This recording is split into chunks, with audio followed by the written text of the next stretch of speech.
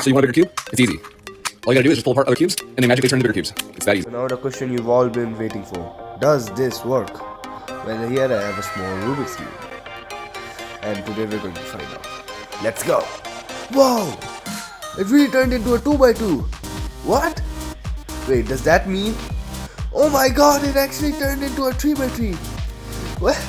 What? That means 4x4 and 5x. Yes! Yes! I've unlocked! I mean, CubeSolve Hero unlocked the secret to unlimited cubes. Wait, does that mean I can get smaller cubes as well?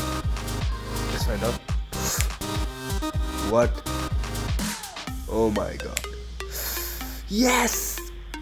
Now I can only use one cube and get all of them at the same time.